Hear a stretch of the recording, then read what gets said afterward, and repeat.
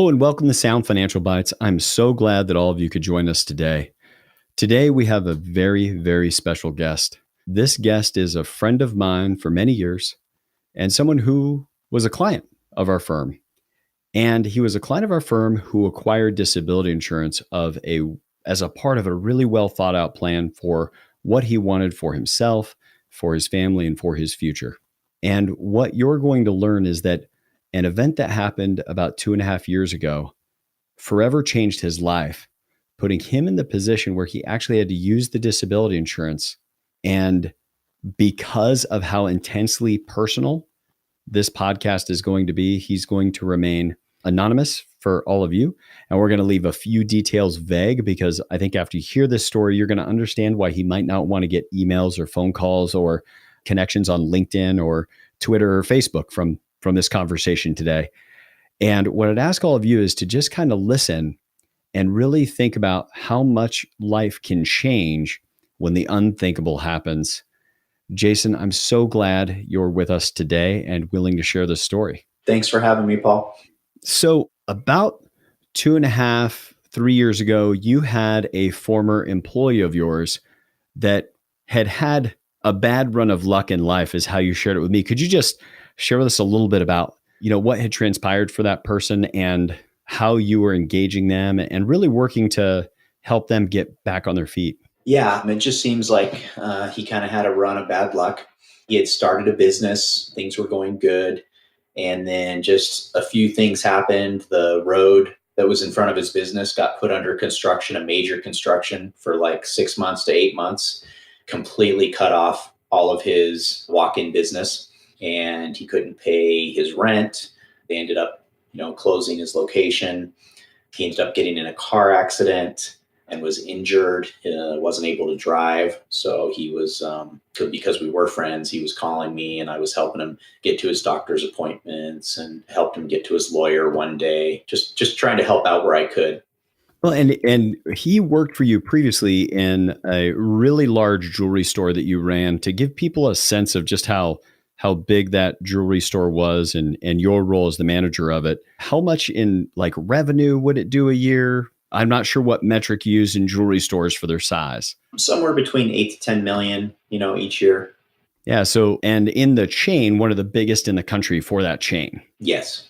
And so he worked for you there. Then he branched out, started his own jewelry business, had a bad run of luck between his business and this car accident. You've been helping him significantly getting back forth to the doctor's appointment. Then did that go right from there to this kind of very strange phone call one night? Yeah. He said he was in trouble. He was texting me and said, can I come by? And prior to him having this bad run of luck, he was my friend. We worked out at the gym. He actually helped me move, loaded up the U-Haul.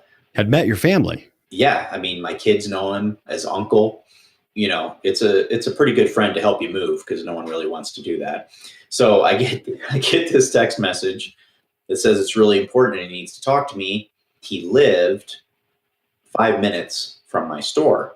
And so I said, I'll be in at 9 a.m. tomorrow. I'll just stop by. And he's like, no, I really need to talk to you tonight. Can I come by? And I said, well, I'm getting ready to crash for the night, but if you can get here quick. And he said, oh yeah, I'll be there. I'll be there by 9. And this was strange because his apartment was just 5 minutes from where your store was. Right. And this was going to be a, 35, 40-minute drive for him, but it was important, I guess. Yeah.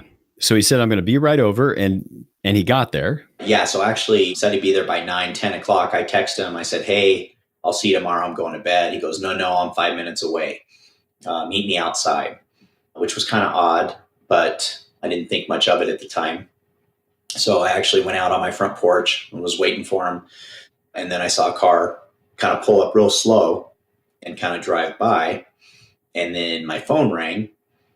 And so I answered it and he's like, hey, it's me. Can you come over to the car? And I said, well, just come to my front porch. I got chairs, we can talk. He's like, no, come to the car. And so I started walking over to the car and a black guy jumped out of the passenger seat and I was like, what's going on? And he said to get in the car. Yeah, clearly this is somebody you've never seen before. Exactly. Yeah, it really caught me off guard. It was definitely in a threatening manner. I said, I'm not getting in your car. He opened the back seat and I saw my friend zip tied in the back. And he said, you need to get in the car or we're going to kill your friend. And, your mind just starts racing. And I'm like, whatever this is, we can figure it out. He had said he was in trouble, so I didn't know if he owed these people money or what the situation was. But yeah, you're flipping through every index of possibility as to why this would be happening. yeah. And so I started to walk away, and he had a red hoodie on with a pocket, and he reached in and grabbed a gun and made it very clear.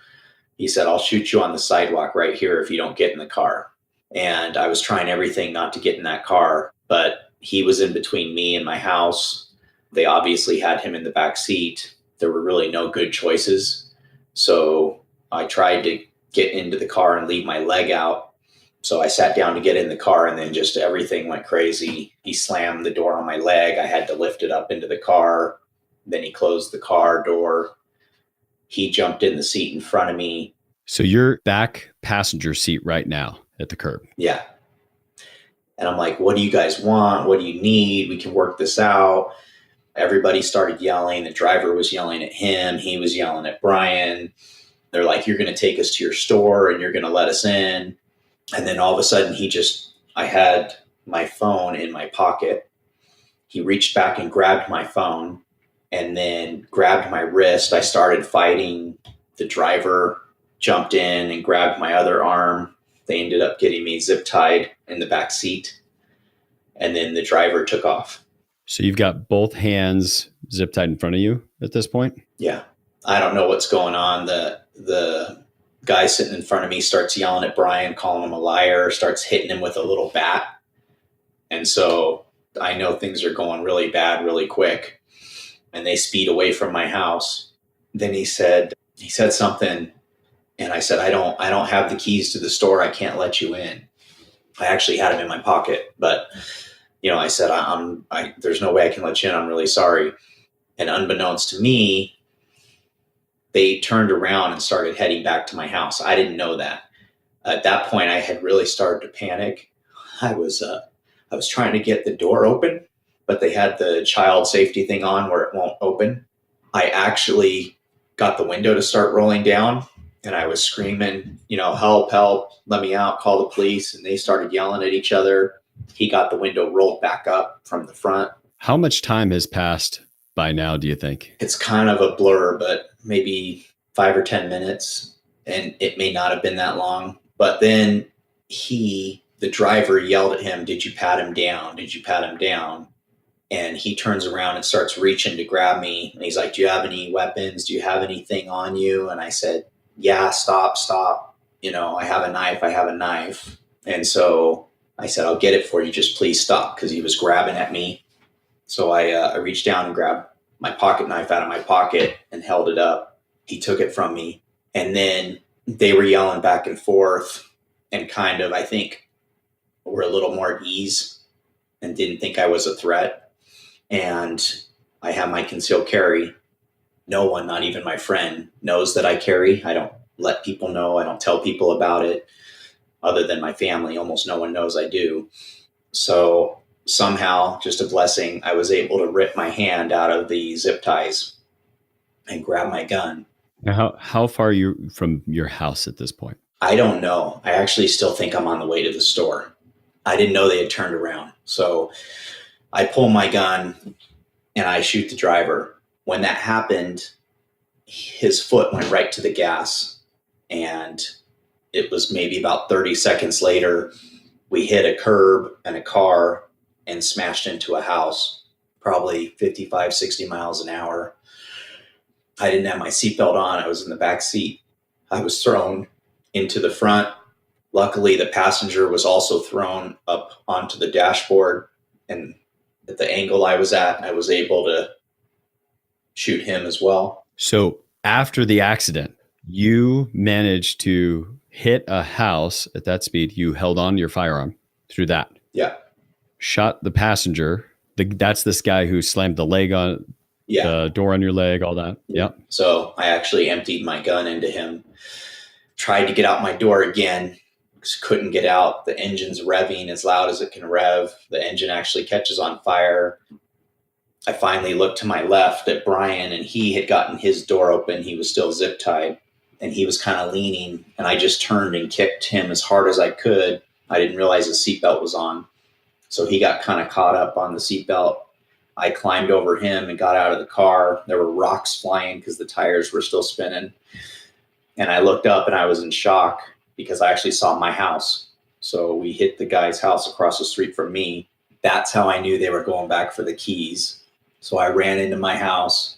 I think it was like, I don't even know, midnight or something, or 11. And I'm yelling at my wife, call the police, call the police. And your friend's still in the car? Or Yeah, did he get out stuck. by now? Yeah, he got stuck in the seatbelt. I climbed over him and just ran to the house. I grabbed another magazine for my gun. I went back out. By that time, the house we hit. I was going to say, because you shot both of them. You don't actually know their status yet. Right. I had no idea. Yeah. So I ran back out after reloading.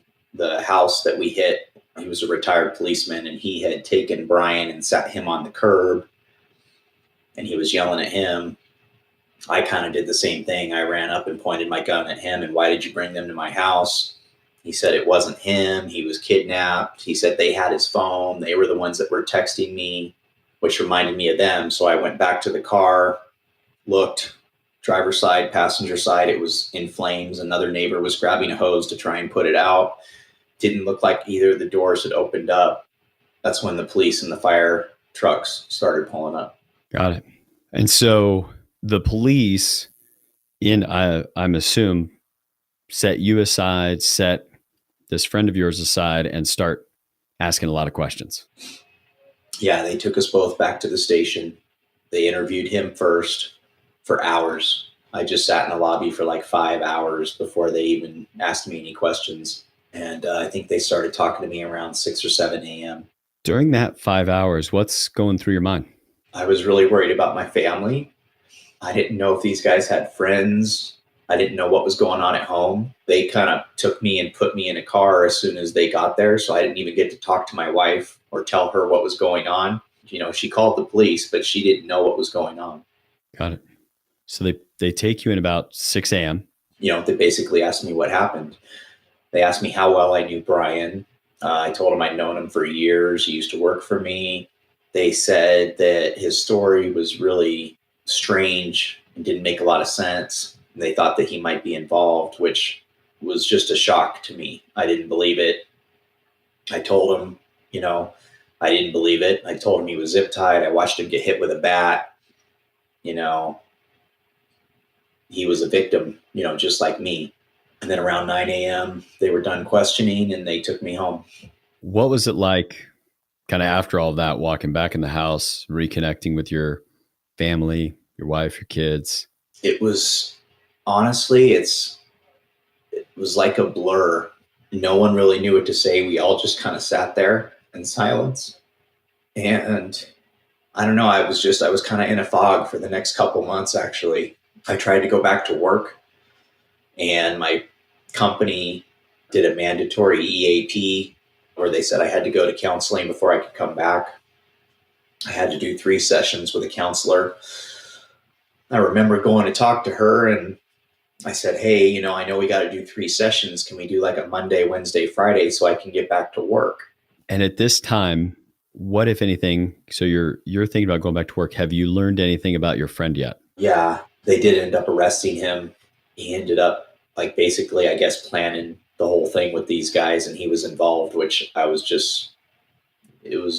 dumbfounded. I couldn't believe it. And so the counselor just kind of laughed at me and said, no, it's going to take a little longer than that. And so she said, I'll meet with you once a week, you know. And so it was going to be at least 3 weeks before I could go back. And I just wanted to get back to normality, you know, but it never ended up happening.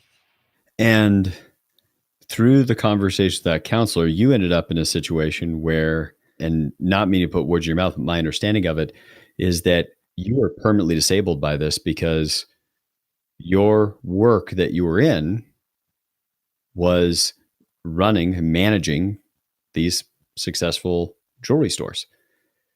And now what lies in wait for you, even going back to work, is like in the background that this can happen again. Yeah. Yeah. Our industry as a whole has just gotten really, really dangerous. It's kind of like the banks that used to get robbed. And now you talk to a teller through bulletproof glass. Well, in a jewelry store, you need to have that relationship as you're selling, and half the time you're on the side of the counter with them, half the time you're showing them things. But we have millions of dollars worth of merchandise that could fit in your pocket, and so jewelry stores have really become a dangerous place to be for these people. And as kind of you went through that first year of trying to recover, I remember you sharing with me that like any little thing that had to do with a jewelry store being robbed, accosted, smash and grab, that where the rest of us that has like, some little tiny amount of amplitude, but for you was like all over again. Yeah. And not only that, but I don't think people pay attention to how often it happens. Yeah, I could see that. I didn't until hearing your story. Yeah.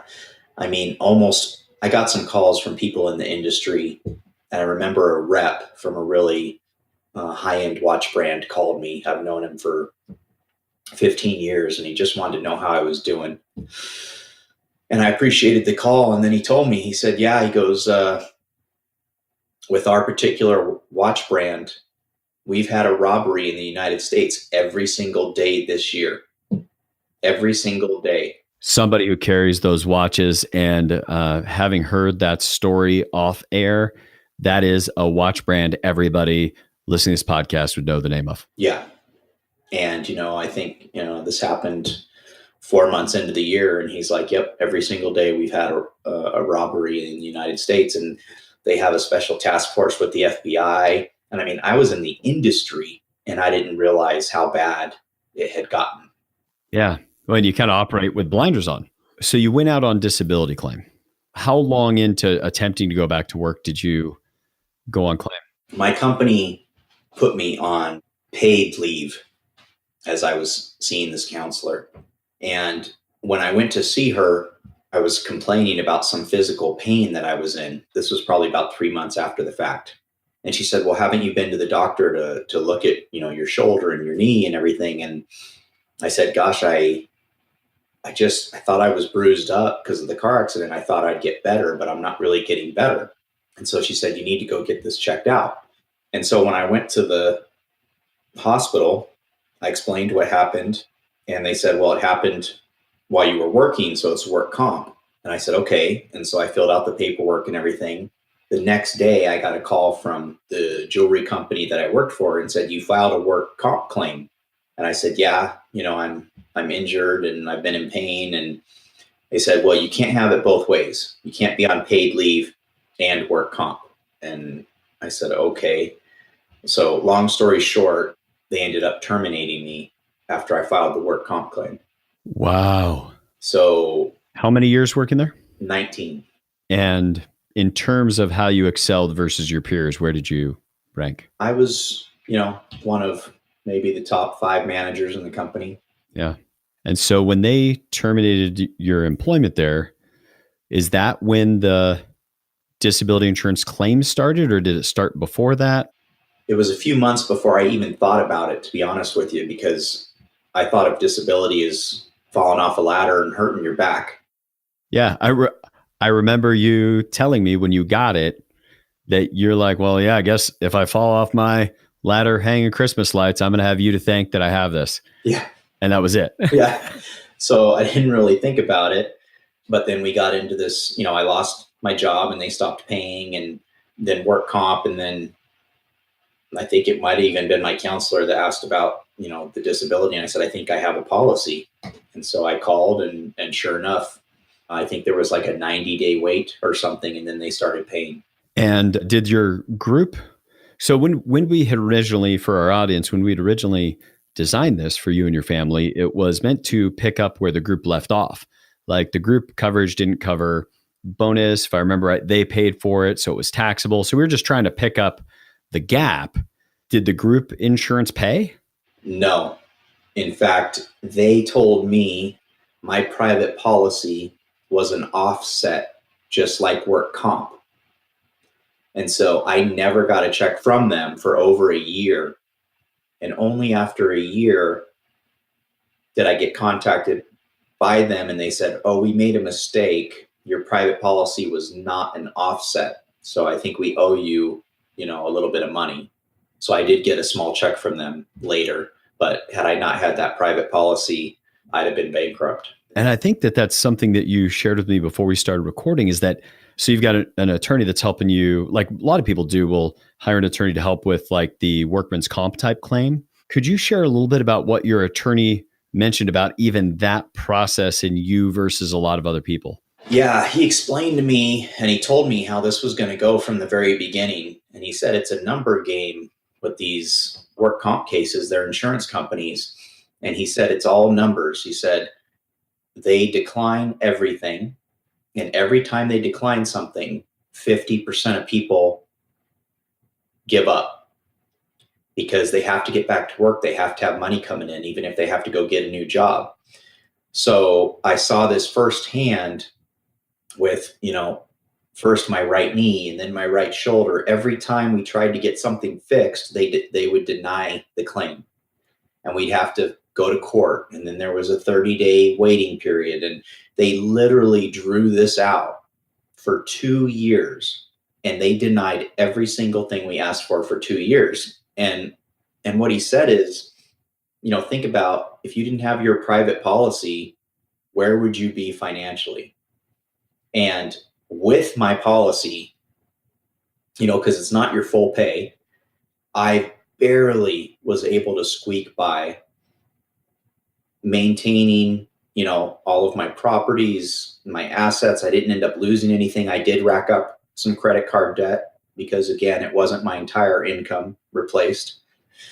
But had I not had that policy, I'd have lost my investment properties. I would have lost my cars, my house. And he said, unfortunately, with people that actually go through the whole process, it's like 80% of his clients, that's what happens. They lose everything. They have to withdraw and they can't even pursue it anymore because they're losing everything. And they're like, I can't do what I was doing before, but now I got to go do something. Right. And I think for our audience, the thing that's so easy to not, here we are looking at an executive in this very specific industry. And yet the thing I would have everybody observe as you listen is that all the other people that are in his former industry, they're all walking around not thinking about, not because they don't like him but he's just not on their radar because of this idea of survivorship bias that all of us that are healthy, working, earning an income, we're not thinking about anybody who had this worst case scenario happen where something happened. In this case, in Jason's case, it doesn't look to anybody else like he's got a permanent long-term disability that took him out of his occupation. And to everybody else still in any occupation, you're not thinking about the people that can't do what you do anymore because they're not, by the way, those people probably don't live in your neighborhood anymore. They've got to go somewhere else. In all likelihood, they're not going to your church. They're not in your country club because the people that get impacted by things like this often slide off the back of the bus and too often don't have something like a disability insurance policy to just create that touch of lift that's needed that doesn't require that people blow through 100% of their savings. You talk about your investment properties and that stuff, Jason, and I oftentimes see somebody who say is maybe not that much different than you when we met. They're early 30s and they have done a good job of saving and building some stuff up. And they're, they might be making even $400,000 a year, which would be, a great income for somebody in their early 30s. And even if they have nearly $1 million on their balance sheet, they would go through that in 2 years of not having their income, meaning what they had built the prior 15 years of a career could be gone in 24 months without some kind of structure there to support them when they are unable to do the work that they've done. Curiosity, did your attorney ever say anything about the definition of disability on your disability insurance you have? The company that this was issued from. I've dealt with several companies, the group policy you mentioned, my personal policy. They were actually great. They called me, they went over everything with me, they explained things to me, they sent me a copy of my policy.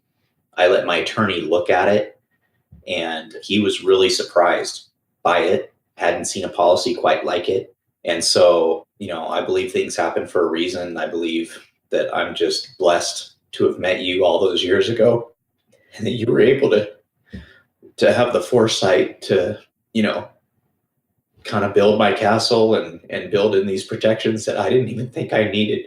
Well, I want you to know that feeling is totally mutual. For our audience, the thing that my favorite memory of you and your former industry is a story that I feel compelled to share, to give you a sense of the kind of guy you are to our audience. I actually had a very good friend of mine and his wife, and conspire to help my wife pick out her wedding ring. We were dating. We had not gotten engaged. And they said, "Oh, why don't we just swing through there? Doesn't Paul know? Let's just swing through. Let's just look at rings. It'll just be fun. We'll just look at some jewelry." And so they brought her in, and he actually helped her pick out a setting and a diamond and all of that. And I came in, and this was all pre-planned. I came in mad as a wet hen. What are you doing looking at rings? This is horrible. We should not be talking like this. We haven't talked about getting engaged. And really blew the like, to totally throw her off the scent of me proposing. And while I had her distracted, he took the ring that she liked the most and dropped it in his pocket. Later, I went back and chose the stone that was the type of stone she liked the best.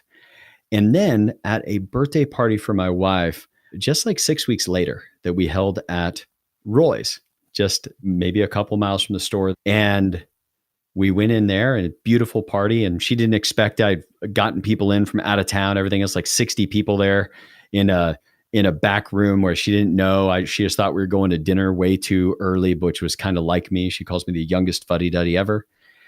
And I would not take the ring because I knew I would propose because I'm so in love with my wife. And so he came to dinner. We're all hanging out, all that. And he brought the ring with him and passed it all the way around the table to a bunch of other people that were in on it to hand it to me so that I could propose to my wife in front of the entire room.